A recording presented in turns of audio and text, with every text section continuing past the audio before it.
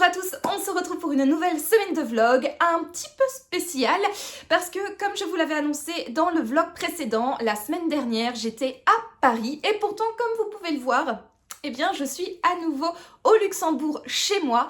En effet, je n'ai pas filmé lors de ma semaine parisienne parce que la luminosité et l'acoustique de la chambre d'hôtel n'étaient pas vraiment optimales. Et puis on va pas se mentir, en étant à Paris, sachant que le shopping et les musées m'appelaient, voilà, j'avais pas trop la tête à filmer. Donc du coup, ce que je vous propose, c'est de faire aujourd'hui ensemble un petit récapitulatif de ma semaine parisienne, de ce que j'ai fait et de ce que j'ai lu. Alors j'entrecouperai mon petit blabla de différentes petites séquences de transition que j'ai quand même filmées sur place. Parce que oui, si je n'ai pas pris la caméra en face cam, je vous ai quand même filmé des petits trucs que j'ai fait durant la semaine. Et ben voilà, écoutez, la dernière fois que je vous avais pris, c'était lundi, donc je vous avais quitté sur ce que j'avais fait lundi et sur ce que j'avais lu. Et donc, bah, commençons tout de suite par qu'est-ce que j'ai fait à partir de mardi.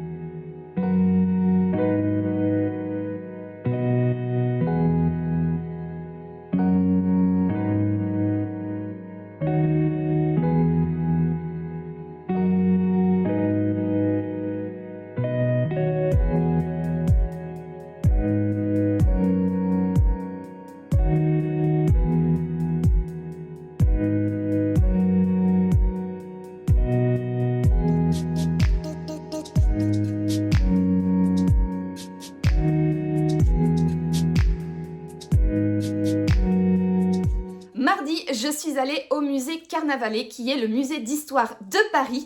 J'y suis restée plus de 3 heures entre la préhistoire et la période contemporaine. J'ai donc visité les collections permanentes, j'en ai appris beaucoup plus sur la ville de Paris. C'était vraiment très intéressant et très enrichissant. Et je suis allée dans ce musée spécialement pour une chose. Quelque chose que je rêvais de voir depuis extrêmement longtemps. Il faut savoir que j'ai fait 2 ans d'études à Paris, mais malheureusement, le musée Carnavalet était fermé. Il n'a réouvert qu'en 2021. 2021, j'étais déjà au Luxembourg. Et c'est clair que entre 2021 et maintenant, fin d'année 2025, je suis allée de nombreuses fois à Paris et pourtant, je n'ai jamais pris le temps d'aller voir le musée Carnavalet. Donc, j'y suis enfin allée pour mon plus grand plaisir. Franchement, il est vraiment trop bien, donc je vous conseille ce musée. Et donc je disais, j'y suis allée pour une chose en particulier. C'est la reconstitution en fait de la bijouterie de Georges Fouquet. C'est une bijouterie qui avait été dessinée par Alphonse Mucha et donc dans le style de l'Art Nouveau. Et en fait, Fouquet s'est bien rendu compte que l'Art Nouveau, à un moment donné, n'était plus du tout à la mode. Et donc, il a décidé de démonter pièce par pièce sa bijouterie. Il l'a stockée un moment dans un entrepôt. Et puis ensuite, il me semble, dans les années 40, il en a fait don au musée Carnavalet. Le musée a reconstruit pièce par pièce, mosaïque par mosaïque, cette bijouterie. Et donc, on peut... Enfin voilà, là, j'ai la carte postale d'une partie de la bijouterie.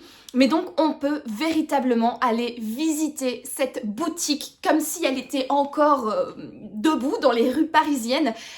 C'est une boutique magnifique, entièrement imaginée par Mucha. Donc du coup, c'est une boutique Art Nouveau.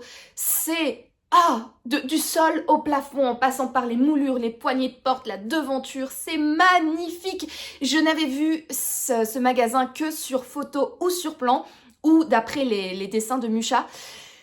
Et donc je rêvais d'aller la voir en vrai, et c'est enfin le cas. Je suis trop ravie, et donc j'ai rapporté avec moi bien évidemment la petite carte postale souvenir. Donc là en fait vous voyez les deux magnifiques pans qui sont juste derrière le comptoir, et en fait le comptoir fait face à l'ouverture et donc à la vitrine, et de part et d'autre vous avez également un porte-parapluie, des vitrines, une espèce de fontaine, des vitraux, de la mosaïque, enfin bref c'est du grand Musha, clairement, qui est l'un de mes artistes art nouveau préférés. C'est j'adore ce que fait Musha, et j'étais vraiment très émue d'aller voir cette boutique. Et donc bien évidemment voilà, j'ai emporté la petite carte postale avec mes éléments préférés de l'art nouveau et également de l'art déco. C'est le motif du pan ou des plumes de pan. J'adore. Et là vous pouvez donc avoir un aperçu de deux vitraux pardon, et du comptoir. Voilà, c'était trop beau, et je suis vraiment très contente d'avoir enfin vu de mes yeux voilà cette boutique. Et j'ai également pris avec moi un petit marque-page que j'ai également acheté dans la petite boutique souvenir. Il s'agit de l'enseigne du cabaret Le Chat Noir, qui était rue Rochechouart, puis rue Laval, actuelle rue Victor Massé, dans le 9e arrondissement. C'est Adolphe Villette qui l'a fait, et elle est en tôle peinte et date de 1881. Donc le cabaret du Chat Noir en fait c'était un petit peu un bastion des artistes au 19e siècle, et c'est un petit peu le symbole de la vie bohème, voilà. C'est un cabaret qu'on voit souvent dans les affiches, Le Chat Noir, Rodolphe Salis, etc. Je suis sûre que vous avez déjà vu cette affiche quelque part. Et donc là, il y avait l'enseigne historique, enfin l'enseigne de fin du 19e siècle qui était dans le musée. Et quand j'ai vu qu'il y avait du coup le marque-page à son effigie, je n'ai pas hésité, parce que non seulement je suis une crazy cat lady, hein, ça vous n'êtes pas sans le savoir, mais aussi j'adore l'histoire des cabarets parisiens, et le Chat Noir c'est vrai que c'est un petit peu le cabaret mythique de Paris, et voilà. Et je pense que cette enseigne c'est un petit peu le fleuron de la collection des enseignes qu'il y a au musée Carnavalet. Ils ont une énorme collection d'enseignes, et franchement elles sont toutes plus belles les unes que les autres. C'est très bien mis au niveau de la scénographie, enfin c'est très bien mis en scène, et celle-là forcément c'était ma préférée, et donc du coup j'ai pris ce petit marque-page. Mardi, après donc être passé un long moment au musée Carnavalet, je suis allée prendre un petit tea time chez Carrette, où j'ai continué ma lecture en cours, donc que je vous ai présenté dans le précédent vlog. Et d'ailleurs, si vous n'avez pas encore vu le précédent vlog, je vous invite fortement à aller le voir, hein. Franchement, n'hésitez pas, je vous le mettrai comme d'habitude dans le petit juste ici. Et donc, je vous ai parlé du début de mon avis sur Étrange Noël à Marcilly de Caroline Costa, mais je vais pas vous en parler pour l'instant. On le conclura, j'allais dire demain, mais on le conclura avec je vous donnerai mon avis final sur ce livre avec mon explication de ma journée du mercredi. Donc on va mettre ça de côté. Par contre, je vais quand même vous parler bouquin pour ce mardi parisien, parce que je suis allée, après mon petit tea time, donc instant lecture, tea time, petit goûter, avec une bonne pâtisserie, etc. Je suis allée en librairie et j'ai fait quelques petits achats. Je me suis offert, 3 livres. Le premier, c'est une BD, donc Dans la tête de Sherlock Holmes, de Cyril Liéron et Benoît Dahan. Alors ça, c'est une BD, en fait, c'est une nouvelle aventure de Sherlock Holmes. Voilà, c'est inspiré de Conan Doyle, mais c'est pas adapté d'un de ses bouquins. Voilà, c'est une nouvelle enquête inédite. Et en fait, il faut savoir que ça, c'est la première partie d'une enquête, donc d'une duologie, mais en réalité, c'est la deuxième enquête de Sherlock Holmes qui a été mise en scène par Cyril Liéron et Benoît Dahan. Alors, j'aurais peut-être pu aller vérifier le nom de la première enquête, mais c'est l'histoire du ticket scandaleux ou quelque chose comme ça. Bref, je ne sais plus le nom exact, mais vous le savez très bien, je vous mettrai la correction juste ici. Et donc, tout comme celui-ci, l'affaire du ticket... c'est une duologie donc qui met en scène Sherlock Holmes en BD, Et en fait, ce que j'adore dans cette BD, c'est que on est dans la tête de Sherlock Holmes et donc on va avoir comme ça un fil rouge qui est vraiment dans les dessins, qui va passer comme ça de case en case et on va être dans la tête de Sherlock Holmes pour comprendre comment il arrive à résoudre l'enquête sur laquelle il est mis. Donc j'avais adoré le ticket scandaleux, enfin bref, je ne sais plus le nom, mais j'avais adoré la première enquête qui était également constituée de 2 tomes. Et quand j'ai vu que les éditions Ankama allaient sortir une nouvelle enquête signée par ces 2 dessinateurs et scénaristes, j'avais qu'une seule hâte, c'était de me la procurer. Et il me semble qu'elle est sortie au mois de décembre. Et donc du coup là, j'ai foncé en librairie et je l'ai directement achetée. J'ai trop hâte de la lire, elle va pas rester longtemps dans ma pile à lire. Je pense que je vais la lire la semaine prochaine. Ou cette semaine, je ne sais pas. Écoutez, on verra, hein, stay tuned comme j'aime à le dire. Mais en tout cas, c'est une mise en scène en BD que j'aime énormément. Ce que j'aime beaucoup, c'est qu'il faut parfois regarder les pages en transparence ou plier les pages pour relever des indices, etc. Enfin bref, c'est extrêmement bien fait, c'est bien pensé. J'avais adoré la première enquête avec le ticket là. Et donc, voilà, j'avais trop hâte, de retrouver ces 2 auteurs, scénaristes, dessinateurs, etc. pour une nouvelle enquête et surtout retrouver Sherlock Holmes et Watson, hein, n'est-ce pas? Alors, du coup, je vais vous lire la 4e de couverture quand même pour vous parler un petit peu plus de... parce que je vous ai pas encore dit le nom en fait, c'est dans la tête de Sherlock Holmes, mais le nom de cette saga c'est Le cauchemar du Lord Lethan, du Loch Lethan, voilà, ça doit se passer sans doute en Écosse du coup, partie 1 sur 2. Alors, une lettre insensée inquiète Sherlock Holmes et le docteur Watson au point d'entreprendre un voyage dans l'Écosse profonde. Je vous l'avais dit. Les murmures des villageois évoquent une malédiction, mais la superstition, grande ennemie du limier de Londres, n'est pas la pire chose à craindre au Loch Lethan. Dans les écrits de Conan Doyle, Watson n'a pu dépeindre que la face émergée de Sherlock Holmes, mais dans cette enquête inédite, nous pénétrons visuellement dans le mental du détective, le long du fil de son raisonnement et à travers l'architecture de son monde interdit. Voilà, très bon résumé. Sur la 4e de couverture, c'est exactement ça. On va vraiment être dans sa tête, on va suivre comme ça le fil rouge de ses pensées.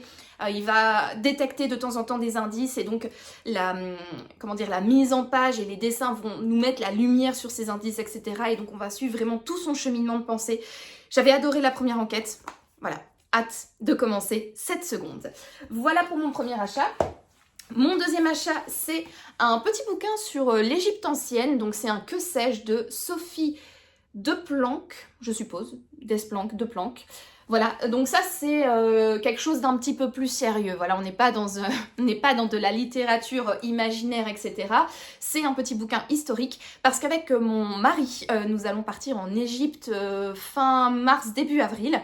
Et j'ai pas mal de connaissances de par mes études sur l'Égypte antique, mais j'avoue que j'ai quand même oublié énormément de choses et donc j'avais envie, avant de repartir, de me remettre un petit peu toute l'histoire égyptienne en mémoire. Et donc voilà, j'ai embarqué ce petit Que sais-je avec moi, c'est tout petit, ça retrace un petit peu toute l'histoire de l'Égypte ancienne et ma foi, ça me fera pas de mal de me rafraîchir la mémoire avant de partir sur place à la découverte de l'Égypte.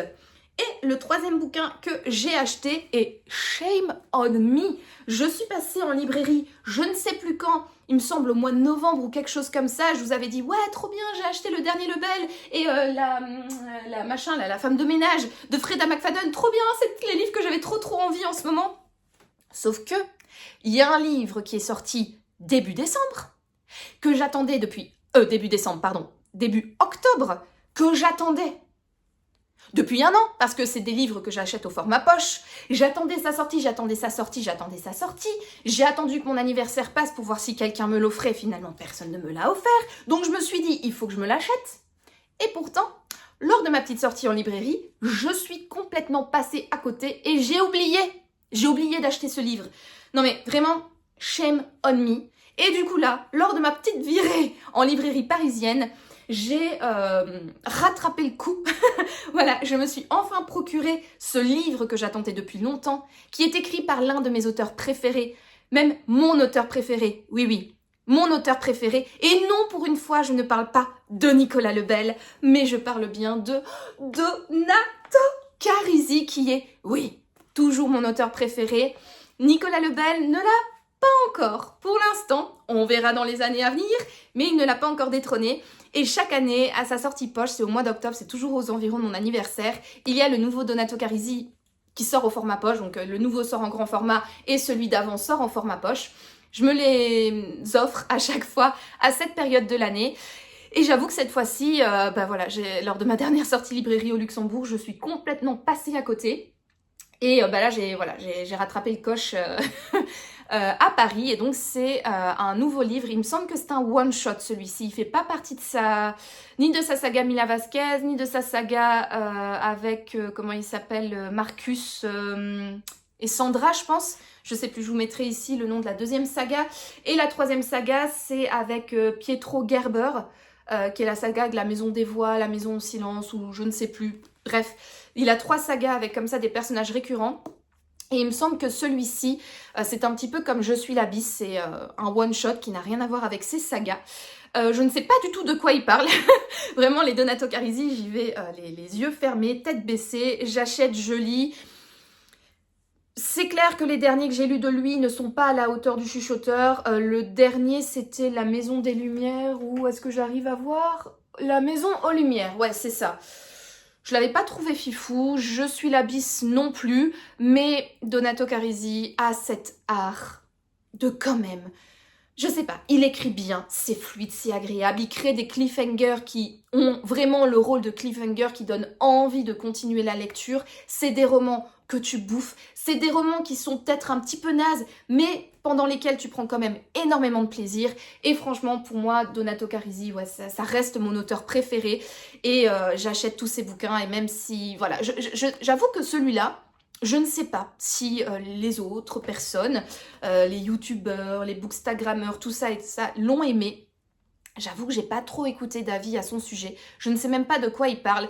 Mais c'est pas grave, c'est Donato Carisi. Et je pense que c'est l'un des auteurs avec lequel j'ai le plus d'œillères. Et quoi qu'il sorte, quoi qu'il fasse, je vais aimer. Je vais passer un bon moment. Même si c'est un petit peu plus nul que Le Chuchoteur ou Le Tribunal des âmes. Bref, du coup, de quoi ça parle l'éducation des papillons? Serena est une redoutable femme d'affaires qui vit de manière opulente à Milan. Mais lorsqu'elle tombe accidentellement enceinte d'Aurora, elle doit endosser la toute nouvelle responsabilité de mère. 6 ans plus tard, dans une colonie de vacances nichée au cœur des montagnes suisses, un incendie ravageur menace les 12 jeunes pensionnaires. Les équipes de secours croient les avoir retrouvés. Or, il manque Aurora. Aucune trace de son corps n'est repérée dans les décombres. Alors que Serena tente de faire son deuil, une personne anonyme la contacte, affirmant que sa fille est non seulement vivante, mais aussi en danger. Sa plus grande mission commence alors, sauver Aurora. Ah, ça m'a l'air pas mal. Un thriller psychologique original et maîtrisé. Un roman magnifique sur le deuil et l'amour filial qui ne laissera pas en reste les amateurs de page turner. Bon, écoutez, ma foi, bon, c'est un Donato Carisi, je pense qu'il ne va pas faire long feu dans ma palle non plus, un petit peu comme le Sherlock Holmes, là. J'ai très envie de le lire, je sais que j'ai passé un bon moment, je sais que sa plume est exceptionnelle, donc voilà. Je pense que d'ici la fin de l'année, il sera lu, ou alors tout début de l'année prochaine, mais en tout cas, voilà, il ne va pas rester des mois et des mois dans ma palle, ça c'est sûr et certain.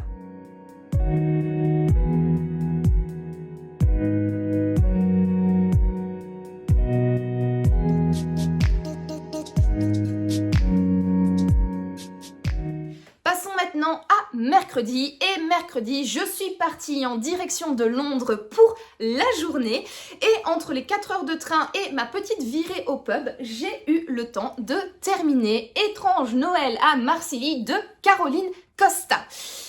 Alors, pour rappel de quoi parle ce bouquin, donc nous suivons Vicky qui est une décoratrice d'intérieur qui a refait à neuf le château qui avait été légué à la ville de Marcilly pour en faire des chambres d'hôtes. Et donc le maire, voilà, c'est lui qui s'occupe de tout ça, etc. Et il décide pour l'ouverture de ce château, pour faire un petit peu la pub des chambres d'hôtes, d'inviter des personnalités célèbres de la région et une célébrité bien plus célèbre en dehors des frontières de la région, donc qui ne vient pas de Marcilly ou des environs, mais voilà, un autre français, etc., très très célèbre.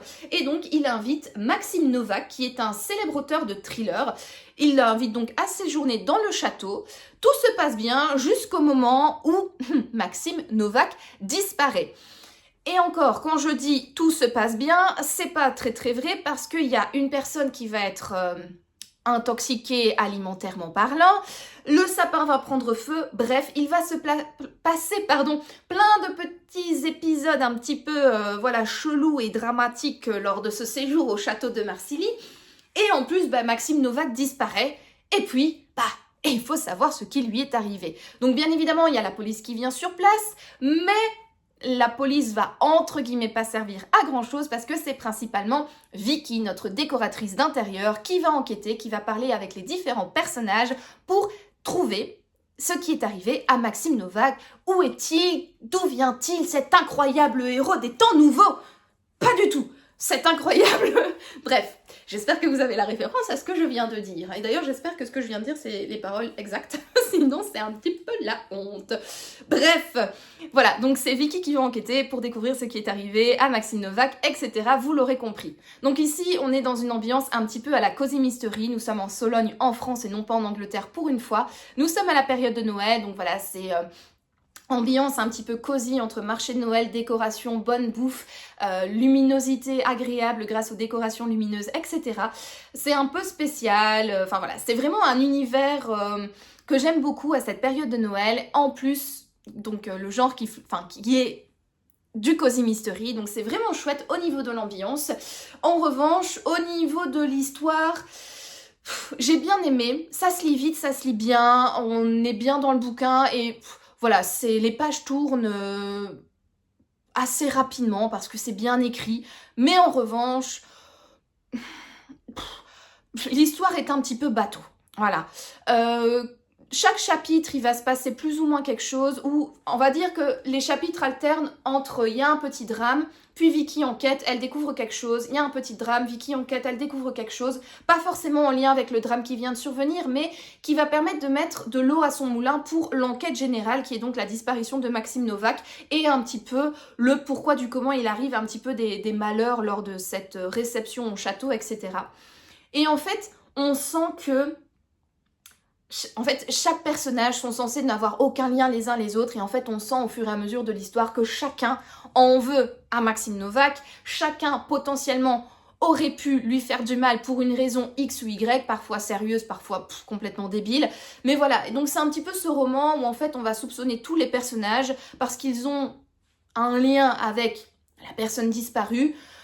Et puis, in fine, on va avoir la résolution finale que bien évidemment Vicky va découvrir et qu'elle va étaler devant tout le monde un petit peu à la Agatha Christie, mais en version beaucoup moins bien.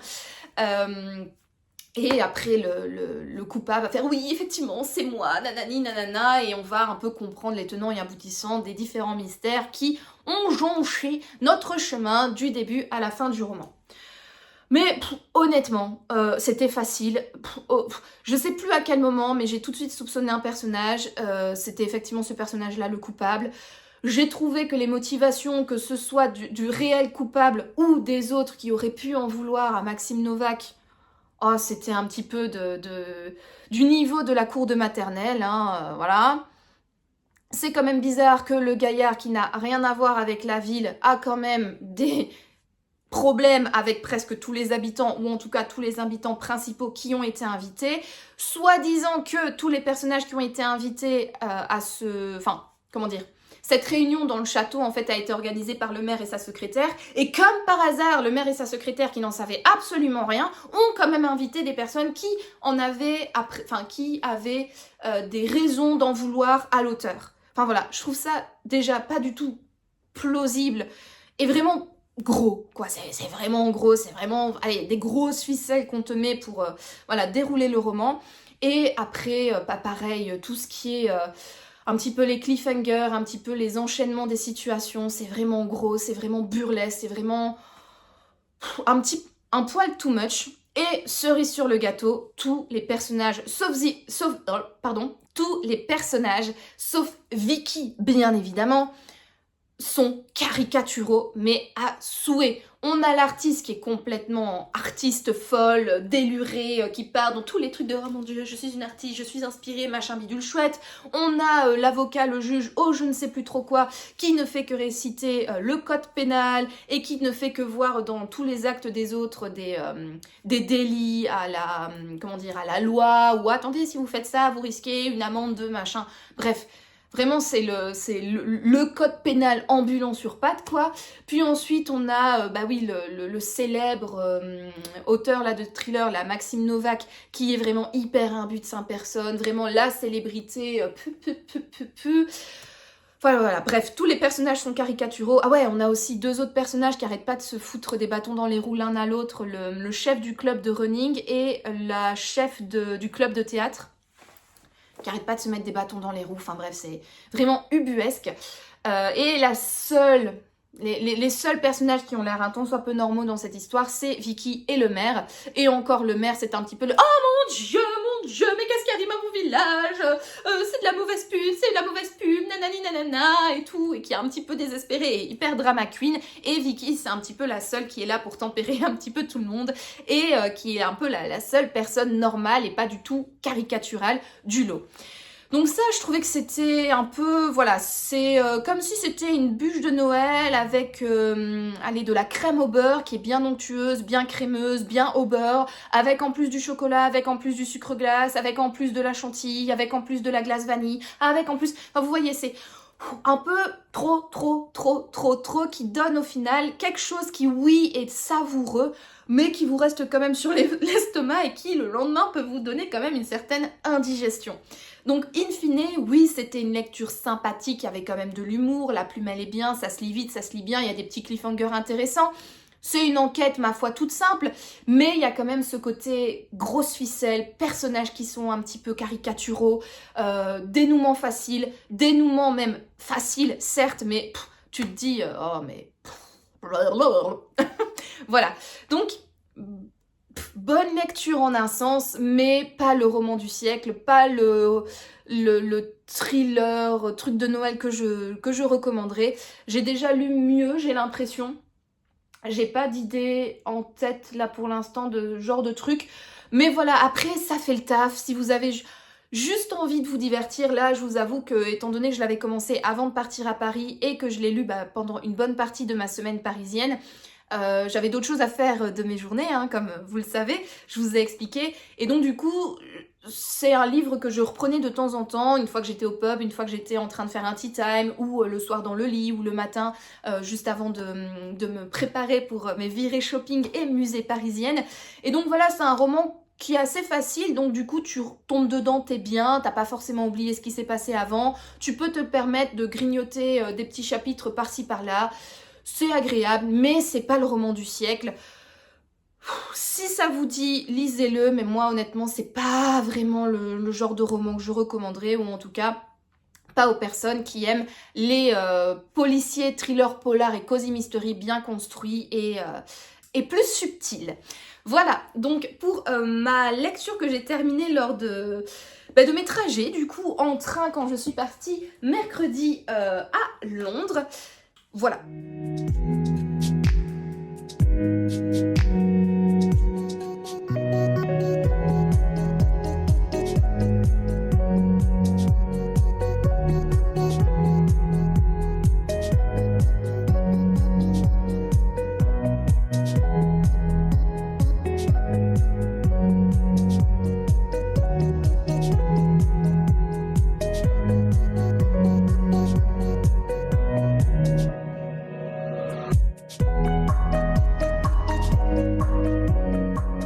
Jeudi, j'ai commencé du coup un nouveau bouquin avant d'aller voir une exposition.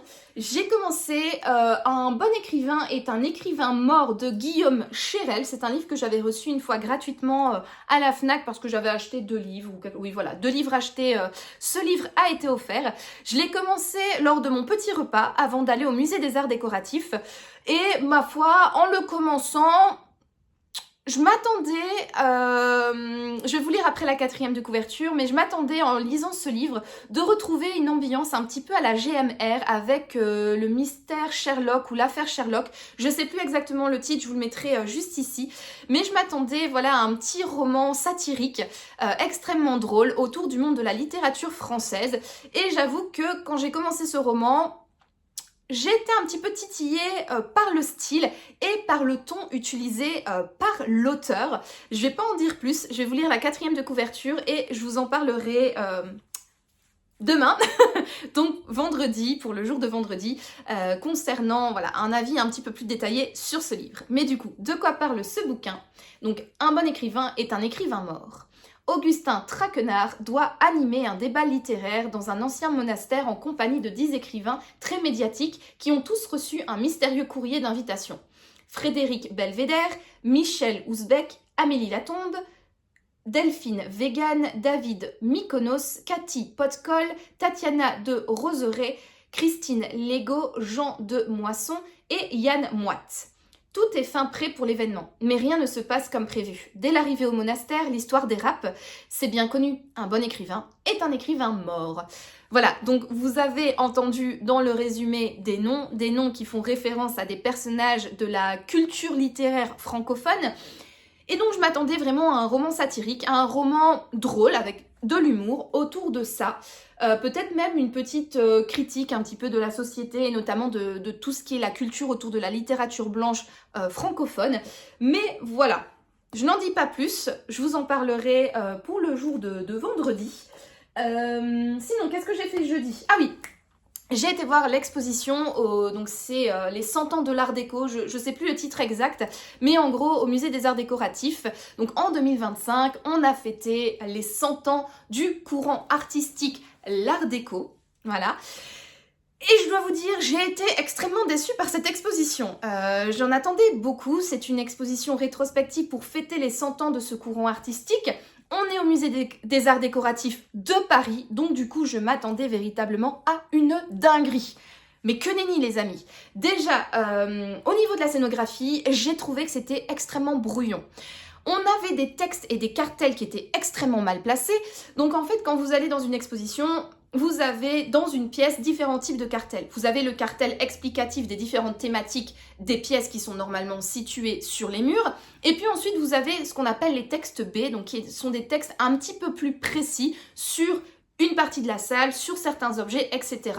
Là, dans certaines expositions, ou en tout cas dépendamment de la scénographie, c'est mis sur le mur, c'est mis sur un cartel devant une vitrine, etc.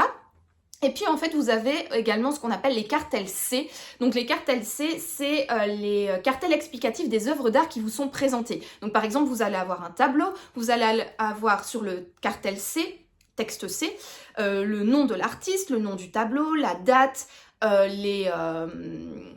comment dire, la matérialité, donc huile sur bois, peut-être le propriétaire si ce n'est pas le musée qui fait l'exposition, etc. Les mentions et crédits légaux, etc. Donc vous avez plein d'informations sur ces œuvres-là. Sauf que ces textes B et textes C étaient extrêmement mal placés. Déjà, les textes B, donc les textes qui parlent un petit peu plus en détail d'une partie de la salle ou d'un objet, étaient situés à chaque fois sur le sol.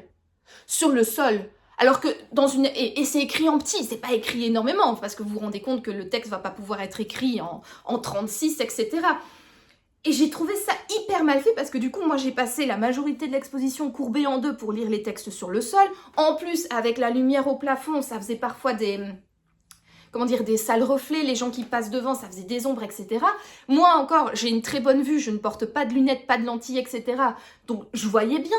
Mais j'avais plein de petites vieilles à côté de moi ou plein de petits vieux comme ça qui essayaient de lire, qui n'arrivaient pas. Oui, c'est sur le sol, déjà, ils vont pas se courber. Et en plus, même en se tenant un petit peu comme ça et en courbant un peu le dos, ils n'arrivent pas à lire. Franchement, c'était extrêmement mal fait. Et en plus, les textes, enfin les cartels C, donc les petits éléments informatifs sur les objets, étaient situés de manière complètement... Alors logique pour le scénographe, mais moi j'ai trouvé complètement aléatoire et c'était extrêmement compliqué de retrouver les informations liées à un objet. Tu voyais un objet intéressant au mur, pour retrouver sa place sur le cartel qui était devant, tu devais vraiment... C'était comment on appelle ça, un escape game. Voilà, c'était un jeu de piste, c'était un... Ouais, c'était extrêmement mal fait. Ça, j'ai trouvé que la scénographie n'était pas oufissime du tout. Et en plus, aussi, les objets sélectionnés, j'ai été extrêmement déçue. Je n'ai pas compris, enfin, c'était vraiment, j'avais l'impression que les objets avaient été choisis de manière aléatoire. Il y avait beaucoup trop d'objets, même parfois où tu ne comprends pas le sens. Il y avait des milliers, enfin des milliers, j'exagère, mais il y avait énormément de céramique. Ok, oui, d'accord, mais pourquoi en mettre autant et surtout sans explication? Donc t'étais juste là, tu voyais des pots, des vases, des trucs comme ça, sans réelle explication, donc why? La seule typologie d'objets qui avait une belle part dans cette exposition, c'était le mobilier. Là, vraiment, il y avait... Vraiment, au niveau du mobilier, j'étais ravie parce que c'est vrai que c'est une typologie d'objets qu'on voit rarement dans les expositions et notamment le mobilier art décoratif est quand même assez rare.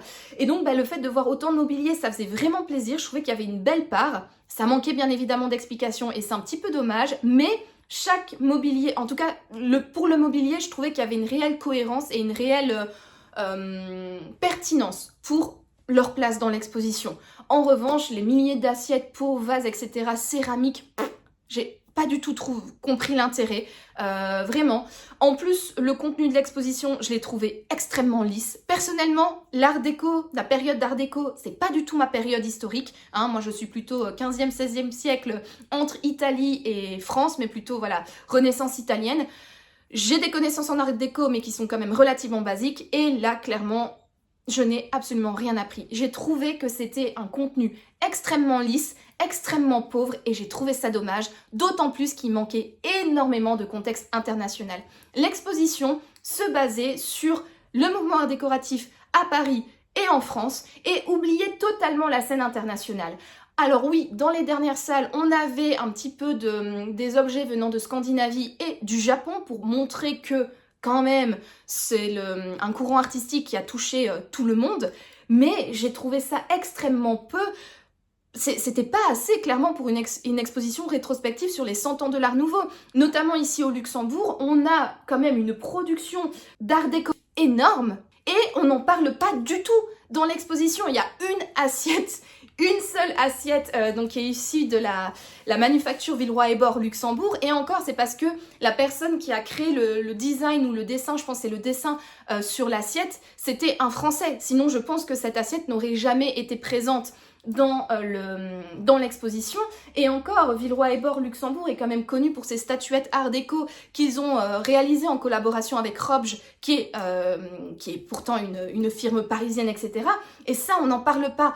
On n'a pas parlé de l'art déco aux États-Unis, etc. Enfin, vraiment, il manquait ce contexte international à l'exposition et j'ai trouvé ça dommage. Il y avait pour moi la seule partie intéressante de cette exposition, c'était la partie dédiée à l'Orient Express, qui est ce fameux train très célèbre, que notamment Agatha Christie a rendu célèbre pour le fameux crime de l'Orient Express, donc pour son roman.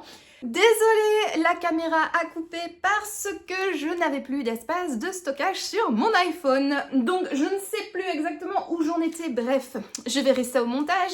Mais je vous disais du coup que la seule partie intéressante pour moi de l'exposition sur les 100 ans de l'art déco au musée des arts décoratifs de Paris, c'était la partie dédiée à l'Orient Express, donc qui est ce fameux train donc, qui a été rendu célèbre par le crime de l'Orient Express d'Agatha Christie. Mais faut savoir que moi je suis une grande fan de ce train depuis que je suis toute petite, depuis que j'ai vu le film Le crime de l'Orient Express.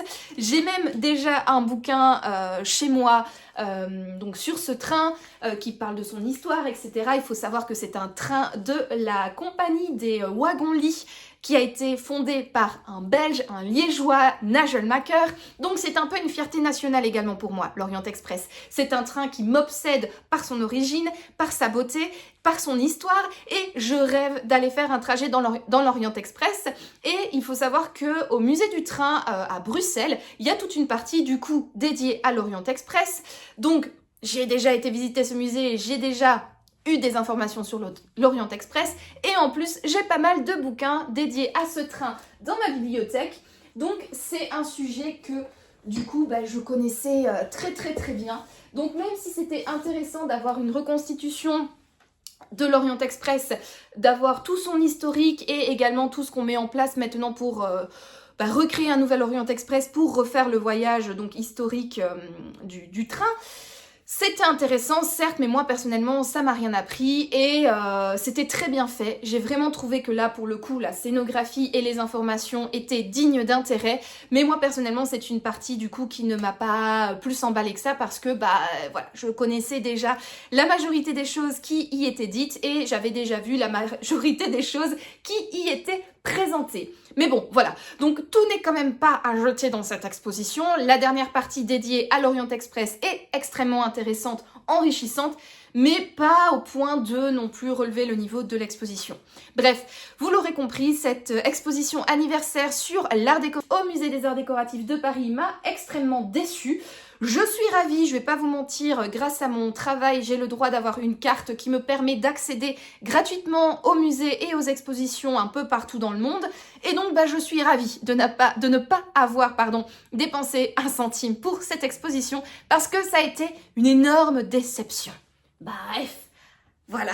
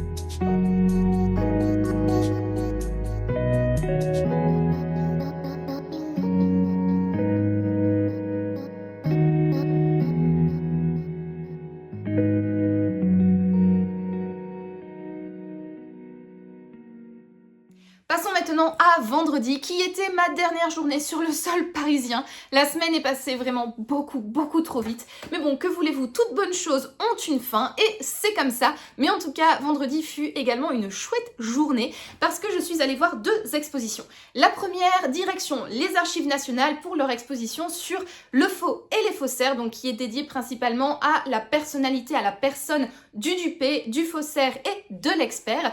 C'était une très chouette exposition globalement. Alors moi je suis un petit peu critique sur cette exposition parce qu'il faut savoir que lors de mon 2e master que j'ai justement réalisé à Paris, j'ai passé mes 2 années de master à écrire un mémoire sur le faux en art justement, et donc c'est un sujet que je connais extrêmement bien, que j'ai étudié en long, en large et en travers, et donc forcément une exposition sur ce sujet, je ne pouvais être que critique parce que c'est une exposition grand public et moi je trouvais qu'il n'allait pas... Alors, je vais pas dire assez en profondeur sur certains sujets parce que ce n'est pas vrai, ça doit quand même rester une exposition accessible pour tout le monde, mais je trouvais qu'ils avaient gobé pas mal d'aspects du faux qui sont pourtant très intéressantes pour le public, mais bon, après voilà, ça c'est un choix de leur part et je ne peux pas leur en vouloir, mais voilà, c'est juste que je suis un petit peu critique à ce point de vue-là.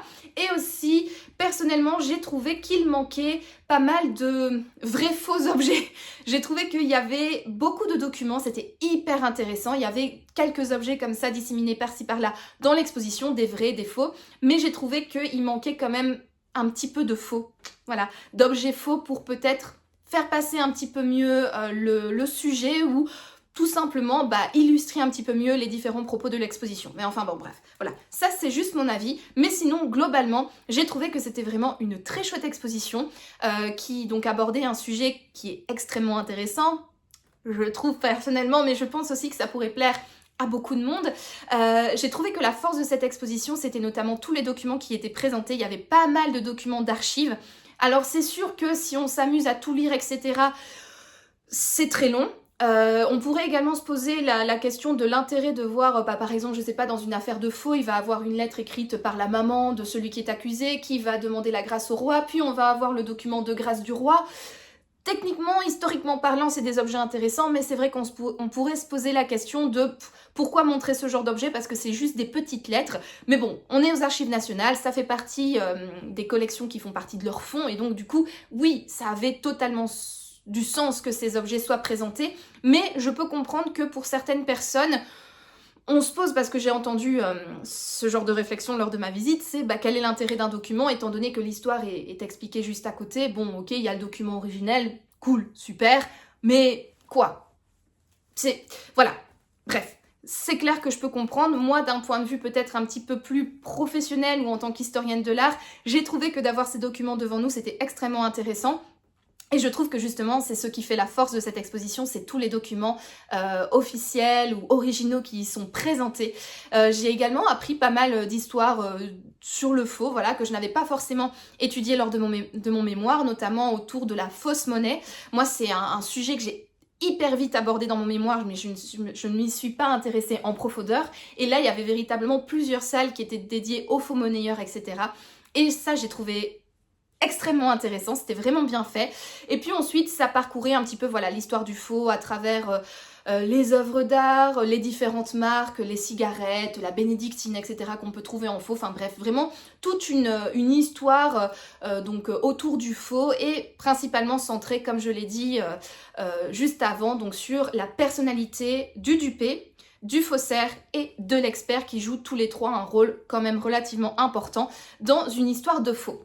Quelque chose également qui m'a énormément plu dans cette exposition, c'est un objet que je rêvais de voir depuis des années et des années, c'est la tiare de Saïta Fernès, qui est un artefact en fait original mais qui s'est fait passer pour faux. En fait, c'est un orfèvre qui a réalisé cette tiare, qui a ensuite été achetée par deux personnes qui l'ont fait passer pour un objet beaucoup plus ancien et qu'ils l'ont vendu au Louvre. Ça a fait tout un tollé à l'époque parce que le Louvre s'est rendu compte à un moment donné que ils avaient acheté une tiare qui n'était pas aussi ancienne qu'ils le pensaient, et l'artiste qui avait réalisé cette tiare en fait n'était pas du tout au courant que les personnes destinées à cet objet à une vente frauduleuse, quoi. Donc là, on n'a pas vraiment affaire à un vrai faussaire. Le faux est situé dans l'intention malveillante des personnes qui ont acheté cette tiare et qui l'ont vendue au musée du Louvre. Bref, c'est tout un aspect qui me fascine, et cette tiare, je rêvais de la voir depuis très très longtemps, et elle était exposée là. Et franchement, ça m'a fait un... Je peux pas vous décrire le sentiment que j'ai ressenti en voyant cette tiare, cet objet que j'ai étudié pendant des années, dont j'ai entendu parler pendant depuis encore plus longtemps, étant donné que je pense que j'ai appris sa connaissance quand j'étais encore à l'école secondaire ou quelque chose comme ça, bref, je ne sais plus, mais ça fait longtemps que je connais cette tiare, je l'ai étudiée un petit peu plus en profondeur dans mon mémoire, et donc de la voir enfin, comme ça, bon, il y avait une vitrine entre nous, mais quand même de la voir enfin dans cette expo, ça m'a fait extrêmement plaisir. Et franchement, c'est une exposition que je vous recommande, elle est pas très longue, elle est très intéressante, et si le sujet vous intéresse, voilà, franchement, allez-y, on passe à un chouette moment et c'est extrêmement intéressant.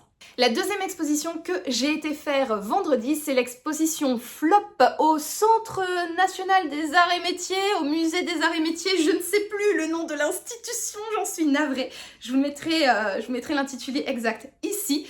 Et franchement, je suis ravie d'avoir terminé mon séjour parisien sur cette exposition parce que c'était trop bien. Vraiment, pour moi, c'est la meilleure exposition de 2025. Je l'ai trouvée intéressante. Il y avait ce qu'il fallait d'objets. Les textes étaient pertinents. Ils étaient drôles. Ils étaient pas trop longs, pas trop courts, très complets. L'exposition en elle-même, la scénographie était extrêmement bien pensée. Il y avait tout ce qu'il fallait d'objets, de textes, etc. Enfin, vraiment, une très très chouette exposition. J'ai vraiment beaucoup aimé. Il me semble qu'elle dure jusqu'au 17 mai. Si je ne dis pas de bêtises, donc vraiment, je vous conseille d'aller la voir. Clairement, ça peut plaire à tout le monde, que vous soyez fan d'art, d'histoire, de technologie, d'invention, enfin bref, vraiment, c'est une exposition grand public extrêmement intéressante qui ravira les petits comme les grands. Donc l'exposition Flop, en fait, comme son nom l'indique, ça va... être une exposition dédiée aux objets, aux choses qui ont floppé, qui n'ont pas fonctionné pour différentes raisons, et donc ils vont disséquer comme ça un petit peu les pourquoi d'un objet flop. Donc ça peut être tout simplement parce que soit il est finalement dangereux d'utilisation, donc ça on va avoir par exemple un jeu pour enfants avec des fléchettes de 1 kg et une vraie pointe en fer que tu dois lancer comme ça à travers le jardin, sauf que si tu le lances sur une personne ça risque de transpercer, ou bien une Barbie qui a des rollers qui font des étincelles, et donc c'est comme l'espèce de petite roulette de briquet, mais donc du coup ça peut véritablement faire mettre le feu, pardon, à la moquette. On va aussi avoir des objets qui ont floppé à cause du marketing ou de la communication, et donc il y a plein d'exemples autour de ce sujet. On a aussi des exemples un petit peu plus burlesques dans le sens où ce sont des objets qui, oui, pourquoi pas, ça peut être une bonne idée, mais que in fine, une fois que c'est transposé dans la réalité, c'est... Voilà. On a comme exemple de ce passage-là, c'est un préservatif en bonbonne. Donc du coup, c'est on spray, voilà, sur... bon bref, je vais pas vous faire un dessin. Et on doit attendre 2 minutes que ça sèche. Voilà, je pense que je n'ai pas besoin non plus de vous faire un dessin pour savoir pourquoi cette invention fut un flop. On a également des flops complètement absurdes, par exemple une fusée qui s'écrase parce qu'en fait les personnes qui ont réalisé les plans utilisaient des données ou des données de mesure, de poids, etc. européens, et ceux qui ont construit c'était aux États-Unis, donc du coup les longueurs, les poids, etc. ce n'était pas du tout équivalent. On avait également des objets qui ont floppé parce que trop en avance sur leur temps, ou tout simplement à cause de leur design qui était soit qu'on pouvait réinterpréter si on a l'esprit mal tourné, voilà, ou tout simplement un design complètement dégueulasse qui faisait peur aux gens, ou voilà. Donc on a par exemple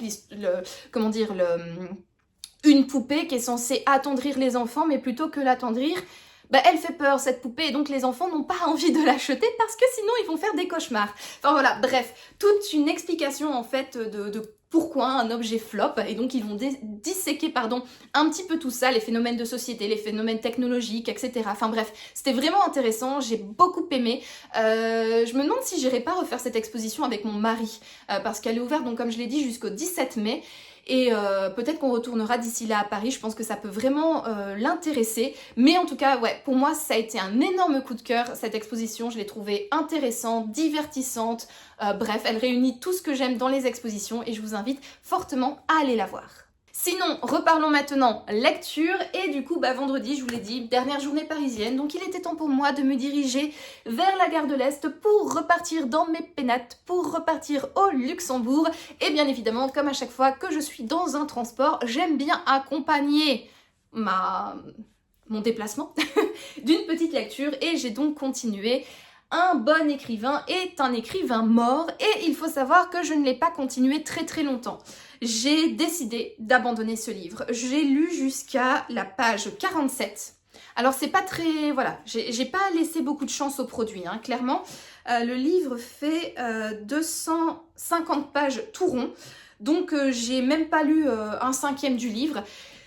Mais je n'accrochais pas du tout, je l'ai trouvé ennuyeux à souhait.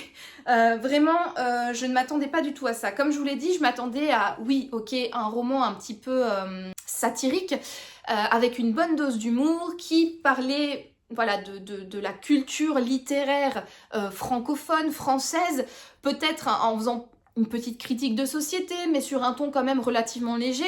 Or, j'ai trouvé que le style était... Je sais pas.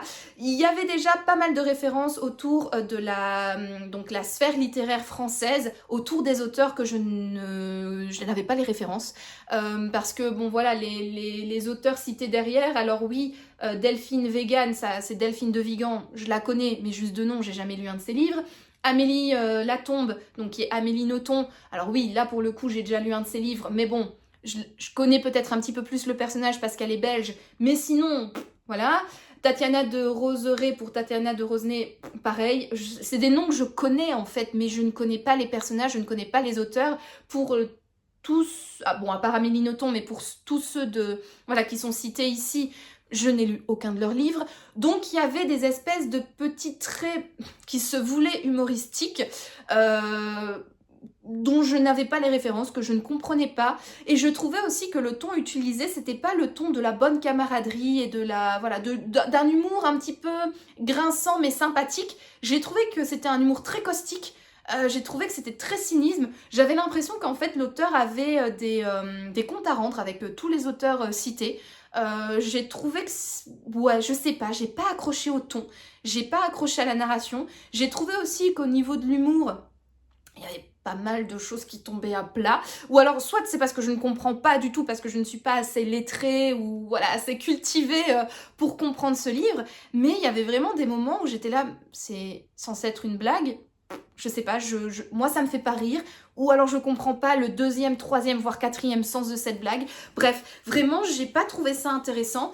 D'autant plus que chaque chapitre, enfin en tout cas dans les premiers chapitres, c'est dédié à un personnage. Donc on a le premier chapitre, attendez. Donc voilà, le premier chapitre, c'est donc les 10 grands écrivains. Donc on va comprendre pourquoi, voilà, on va comprendre un petit peu le contexte. Donc on va suivre Augustin Traquenard là qui va comprendre qu'il va devoir organiser cette rencontre. Puis on a Frédéric Belvédère, donc là on va suivre un petit peu tout un chapitre sur Frédéric Belvédère. Puis ensuite on a Amélie Latombe, et donc on va suivre tout un chapitre sur Amélie Latombe, vu que pour aller au monastère ils doivent faire tout un chemin pour y aller, donc on va un petit peu découvrir le personnage sur le chemin qui mène au monastère. Mais vraiment, moi j'ai trouvé ça chiant, c'est le genre de littérature que j'aime pas. Comme je vous ai dit, j'ai vraiment l'impression que Guillaume Cherel, si c'est son vrai nom, j'en ai aucune idée, avait un peu des contrats à rendre avec donc les auteurs cités. Parfois j'ai trouvé que les attaques étaient même pas drôles, j'ai trouvé que c'était parfois un peu gratuit pour les attaques que j'ai comprises, hein, bien évidemment, parce que comme je vous l'ai dit, il y a des trucs, je n'ai pas du tout les références, je suis pas assez cultivée à ce point de vue-là pour comprendre les références et les pourquoi est-ce que ce serait drôle, enfin bref. Voilà, je sais pas, j'ai pas aimé le ton, j'ai pas aimé la manière dont c'était présenté, et je me suis dit que si les 10 premiers... ouais, donc du coup, les 11 premiers chapitres c'était dédié comme ça à la mise en place de l'intrigue, il restait pas grand-chose in fine pour faire l'enquête ou l'intrigue, donc l'un des écrivains décède et découvrir, je suppose, son assassin. Voilà, j'avais pas le courage, j'avais pas le...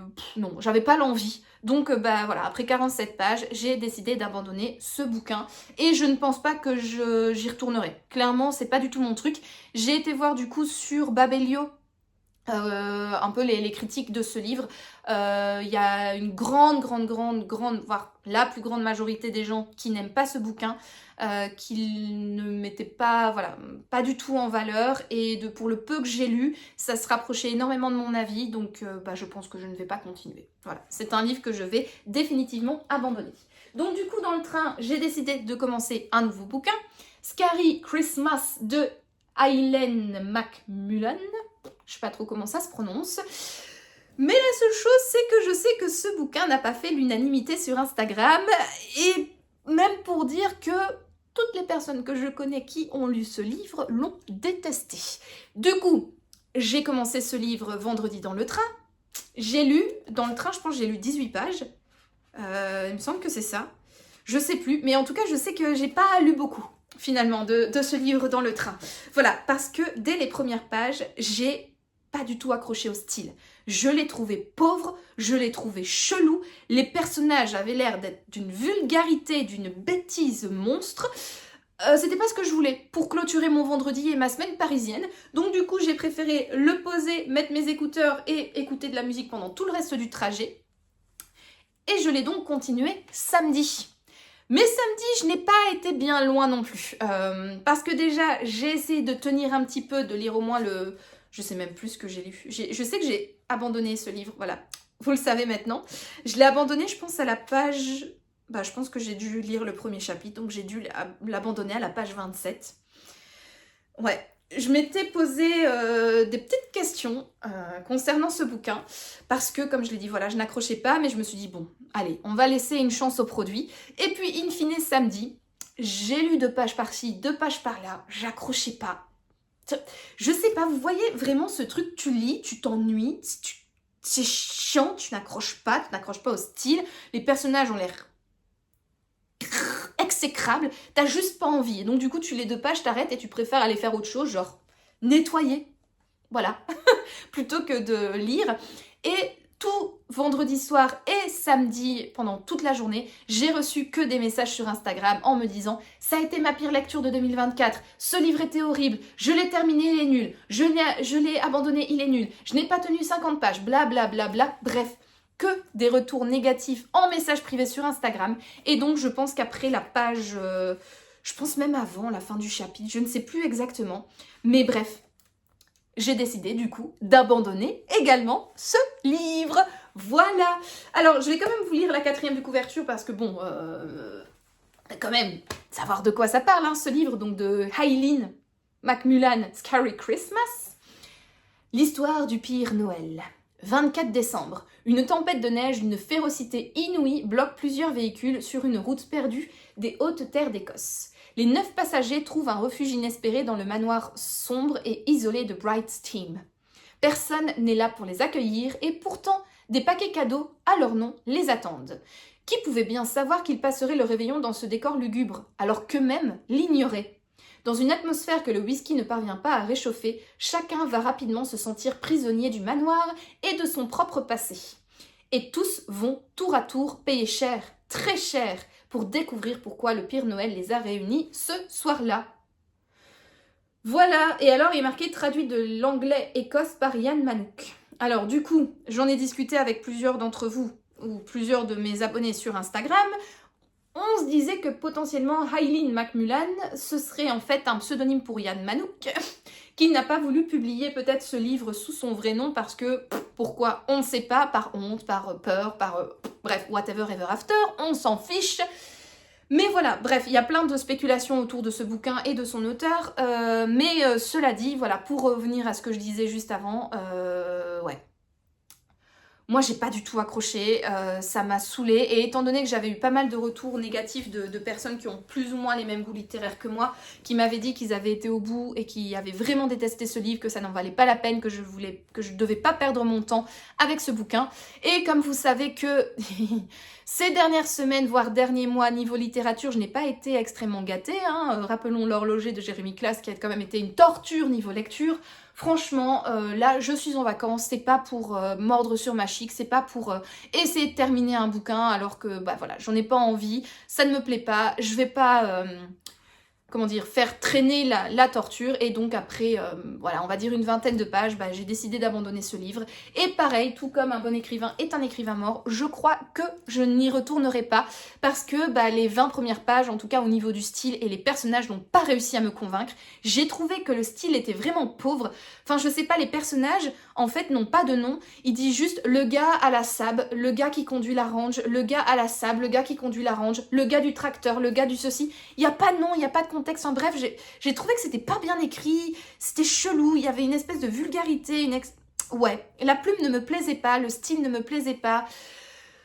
Bref, vous l'aurez compris, j'ai préféré arrêter la torture là. Et donc, bah, j'ai abandonné, voilà, ce livre-là. Et j'ai décidé de sortir de ma palle un livre qui me faisait envie depuis longtemps et qui, j'espère, va relever un petit peu le niveau.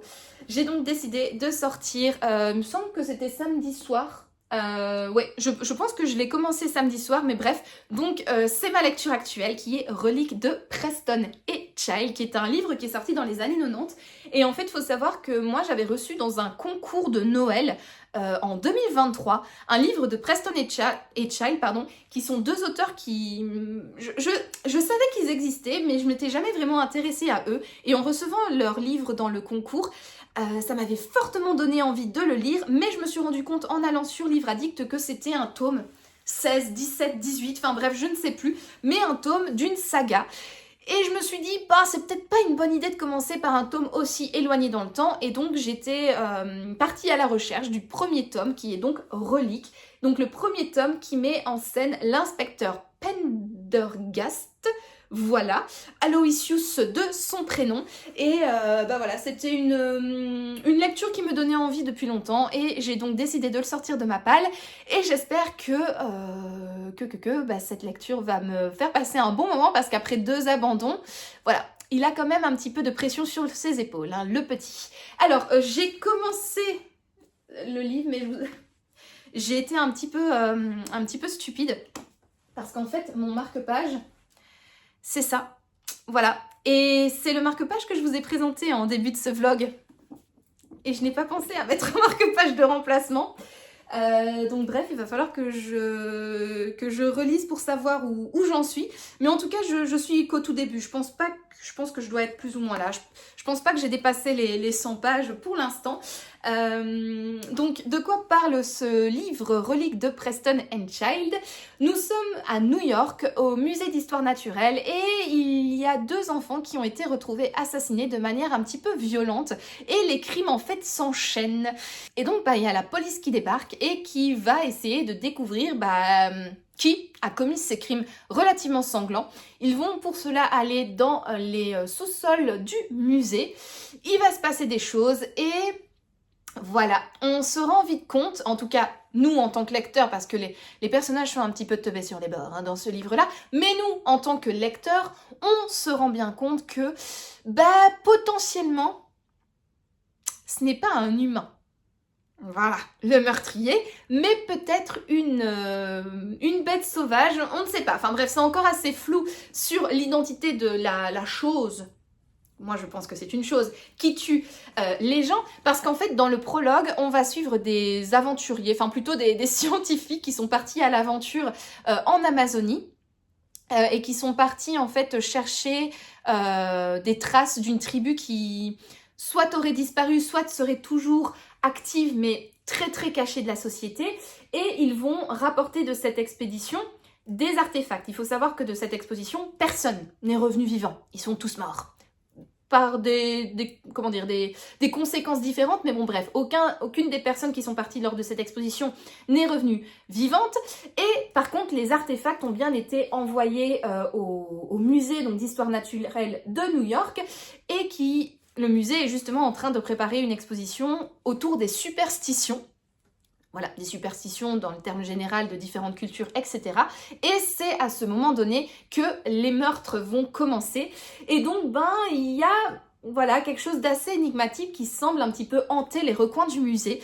Et donc, c'est pour ça que les policiers vont être appelés sur place. Et pour l'instant, on ne parle pas encore donc de l'inspecteur Pendergast, la Aloysius Pendergast, qui est expert du FBI, qui est bien décidé à découvrir la réponse qui pourrait se trouver dans les sous-sols, etc., etc.